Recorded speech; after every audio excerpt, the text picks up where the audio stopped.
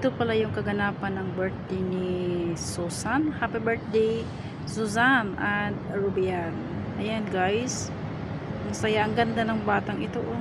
Mukhang mabait pati yung nanay niya. Sayang nga lang wala na si Rene. So, yung mga nakikita ko doon sa mga post na papunta siya ng August, yun pala siguro na yan ang usapan nila na nasa Pilipinas siya magdibok sa bahay nila ni Rene. So, 'di ba? Kahit alam niya ng bahay ni Rene ay ganun, gusto pa niya talaga pumunta ng Pilipinas. So, ganun ang ang pagmamahal. Yung tunay na pagmamahal, ayan si Judah. 18 lang ito si pareho lang pala sila edad na 18. At ito namang si Rubian, birthday rin ni Rubian. Yung kuya ni Rene. At saka ang Rubian is 22 years old si Rubian. Pagkatapos yung ayan, yung mama ni Rene naka-yellow, so meaning meaning ng yellow. Pagkatapos ayan, unang dance ni hindi ko kilala. Ang pangalawang dance niya ay yung papa ni Rene. Nakakaiyak tumulo luha ako kanina. Pagkatapos ngayon itong si RB. Ayan. Si Rubian. Sana sila na lang ni Rubian kasi tinanggap naman ng pamilya Baterbonia ang kanilang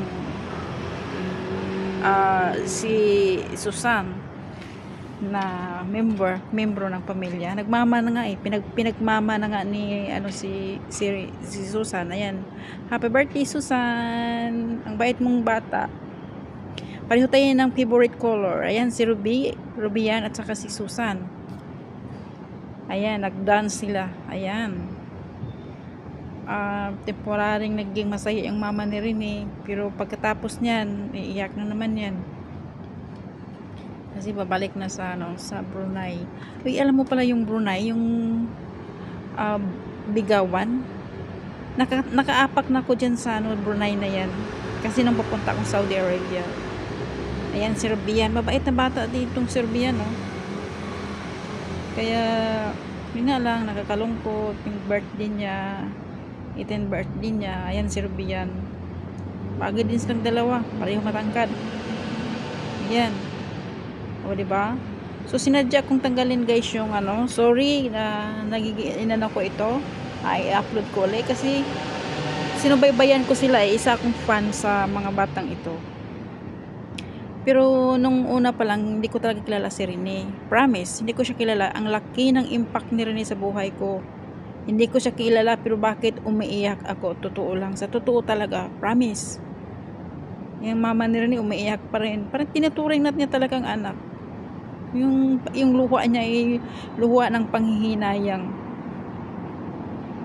Ganun talaga. Binigay na sa kanila lahat ng gusto nila. Andyan na sa kanila. Pero yun nga lang, si Rene ang kinuha. Kung alam mo lang ayan na, kainin na sila. Hindi ko alam itong araw part of celebration. Ayan, pagdating yan ni Susan doon sa galing sa Brunei. So tinanggal ko yung music guys, sorry, para di tayo makapiright. Mabait na bata, kaya ito siguro ako balang araw pupunta ako talaga dyan. Kasi yan ang promise ko sa sarili ko. Pupuntahan ko talaga si Rene. So guys, ayan sila.